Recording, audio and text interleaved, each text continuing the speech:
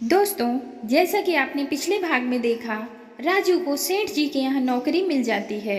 उसके बदले में रतन भैया सेठ जी के यहाँ 2 घंटे कोल्हू चलाते हैं और अपना पुश्तैनी मकान गिरवी रख देते हैं।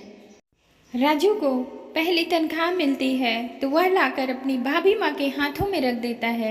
यह बात उसकी पत्नी शीला को अच्छी नहीं लगती है। वह धीरे धीरे राजू के मन में भैया भाभी के खिलाफ जहर घोलने लगती है। इधर रतन भैया राजू की तनख्वाह का इंतजार कर रहे थे कि तनख्वाह आने पर सबके कर्जे चुकाए जाएं। तो पता चलता है कि तनख्वाह तो पहली तारीख को आ गई थी और वह ख़त्म भी हो गई। तनख्वाह आते ही शीला और राजू जाकर अपनी मनपसंद की शॉपिंग करते हैं और सारा पैसा उसी में उड़ा देते हैं। यह जानकर रतन भैया और राधा भाभी अंदर से बहुत दुखी हो जाते हैं। अब उसके आगे राजू और शीला कमरे में बैठे कुछ बातें कर रहे थे। अरे, तुम कैसी बातें कर रहे हो?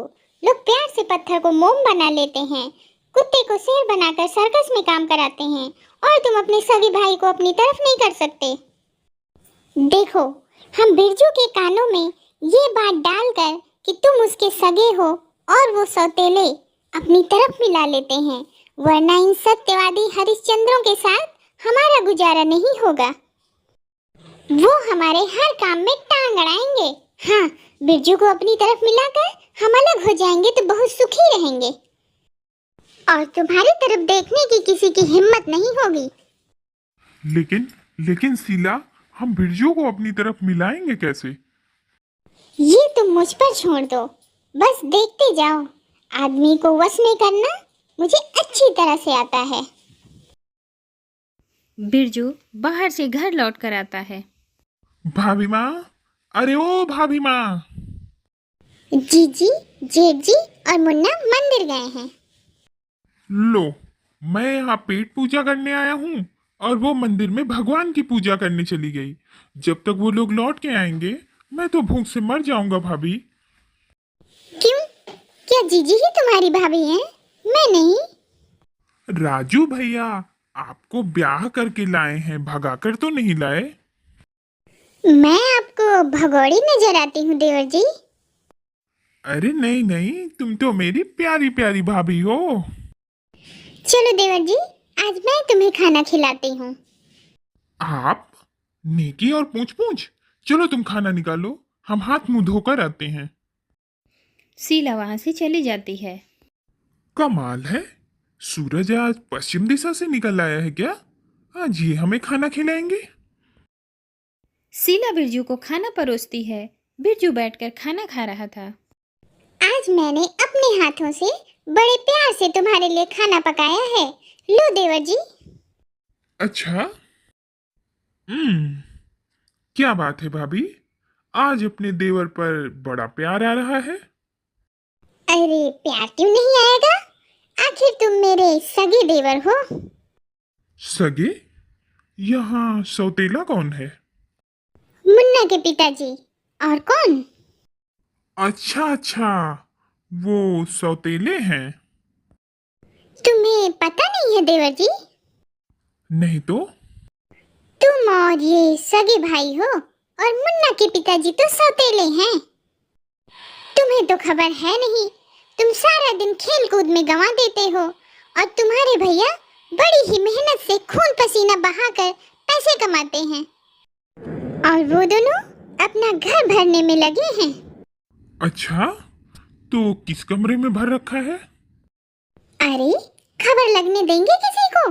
बड़े धाक हैं, जितना जमीन के ऊपर है उससे 3 गुना जमीन के नीचे हैं। तुम तो बहुत सीधे हो, बहुत मासूम हो। तुम क्या समझोगे उन दोनों को? तुम दोनों भाई जिंदगी भर खून पसीना बहाते रहोगे और वो दोनों अपना घर भरते रहेंगे। अरे, वो दोनों बहुत नीच और कमीने हैं। अपने भैया भाभी के खिलाफ इस तरह की घटिया बातें सुनते ही बिरजू गुस्से से तिलमिला उठता है और अपनी छोटी भाभी शीला को खींचकर एक जोरदार थप्पड़ लगाता है। तूने मुझे थप्पड़ मारा? नीच और कमीने वो नहीं, नीच और कमीनी तू है। खबरदार जो तूने मेरे देवी देवता समान भैया भाभी के खिलाफ जहर उगला तो जमीन में गाड़ दूंगा तुझे।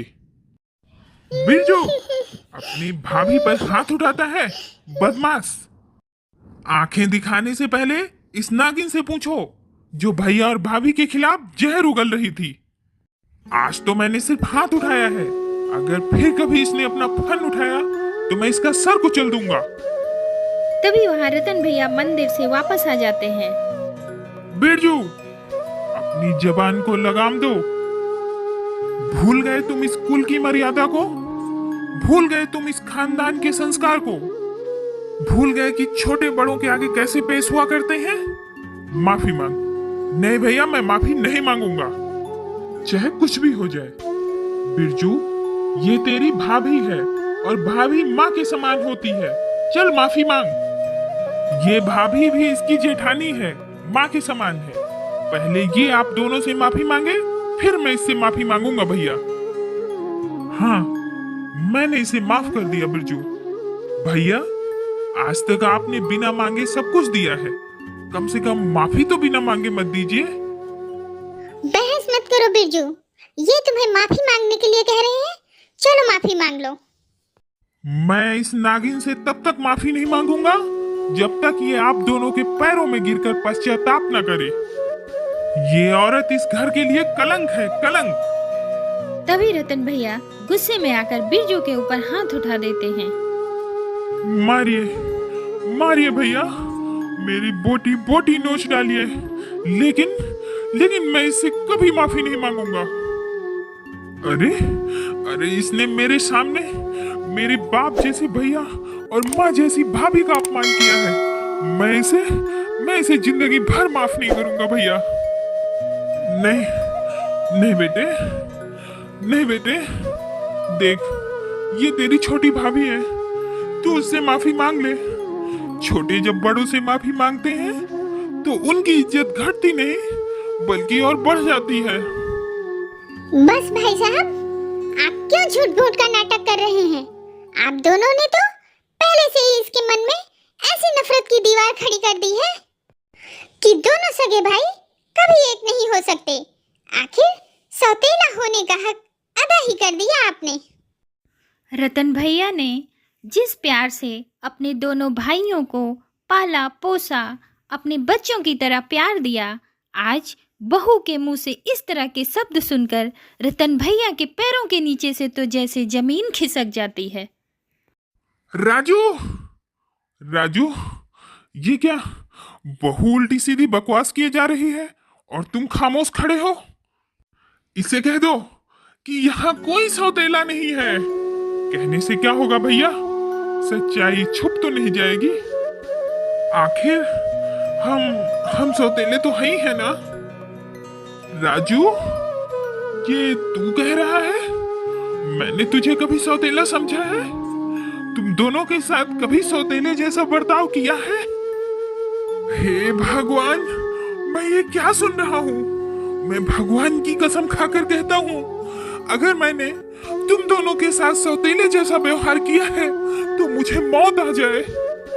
नौटंकी के रटे हुए डायलॉग की जाल में मत फंसो जी, चलो यहाँ से। बहू, बहू, मैं तुम्हें कैसे विश्वास दिलाऊं, तुम्हें कैसे यकीन दिलाऊं? लो लो, मैं अपने बच्चे के सर पे हाथ रख के कसम खाता हूँ, मैं इसकी सौगंध खाता हूँ कि अगर मैंने तुम दोनों को कभी सौतेला समझा हो तो इसे मौत आ जाए, मैं बेऔलाद हो जाऊं। अगर इन झूठी कस्मों की जाल में तुम फंस गए तो कभी नहीं निकल पाओगे। अरे छोड़ो इन मगरमच्छ के आंसुओं को, चलो यहाँ से। राजू, राजू और बिरजू मेरी आत्मा है, मैं इनके बगैर जिंदा नहीं रह सकता।